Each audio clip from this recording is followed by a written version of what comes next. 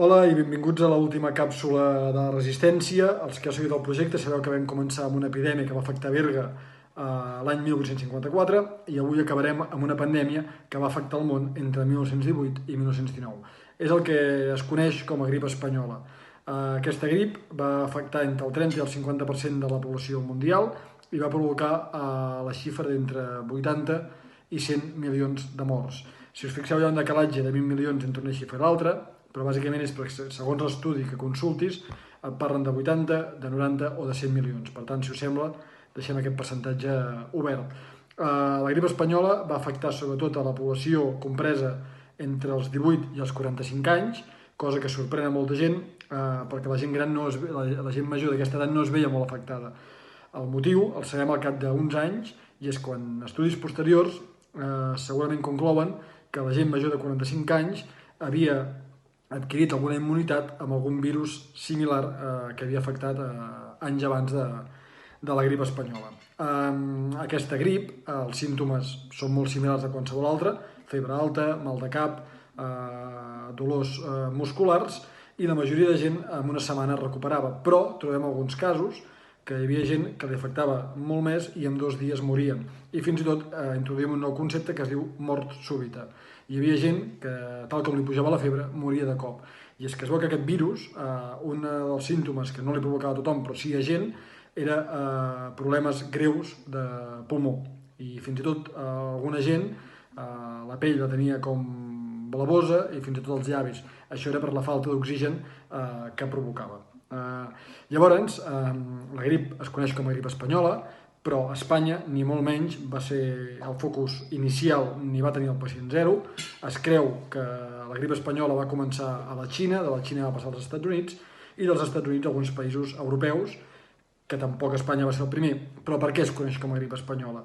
Es coneix amb aquest nom perquè Espanya va ser el primer país que va començar a donar xifra de víctimes i d'infectats, i és que cal tenir present que l'any 18 als Estats Units i gran part d'Europa està immers en la Gran Guerra, en la Primera Guerra Mundial, i a aquests països no els interessava donar xifra de víctimes ni d'infectats per no enfortir la moral de l'enemic i per no afeblir la moral de la seva població. És per aquest motiu que es coneix com a grip espanyola. Per fer front a l'any 18 no s'havia descobert encara quin virus provocava aquesta malaltia, per tant no hi havia estudis clínics ni hi havia cap mena de prevenció. En aquell moment no existeix una vacuna, no existeixen encara els antivirals i els antibiòtics no estan preparats per fer front a malalties secundàries que provocava aquest virus. Per tant, l'única manera que tenen per fer front a la malaltia és una cosa molt similar que ens està passant a dia d'avui.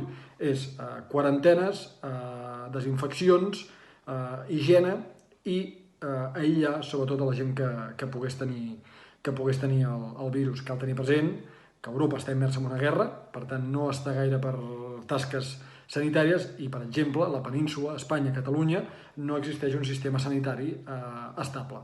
Per tant, estem, podríem dir, a les beceroles encara del que serà posterior a tot el tema de la sanitat. A nivell més local, a nivell més de Catalunya i a nivell més comarcal, les mesures que es prenen, si pots consultar alguns bans, bàsicament és la desinfecció dels espais públics, tancament de teatres, de cafès. Els veterinaris, sobretot se'ls exigeix que siguin molt prudents amb la cura i el tracte dels animals, perquè aquesta carn no pogués haver infectada als mercats. La policia i brigades se'ls hi posa mesures i unes normes molt estrictes de com s'ha de recollir les escombraries, i els propietaris de safarejos, d'espais amb aigua, sobretot també se'ls fa desinfectar i se'ls fa separar la roba de malalts de la roba de gent sana. La grip espanyola, com dic, va començar l'any 18. El brot, per això, principal va ser el segon, que és la que va provocar més nombre de morts, que és 1919, i sí que és veritat que tenim alguns rebrots en els anys posteriors, però res a veure amb les xifres d'infectats i de morts que va provocar en el 18 i el 19.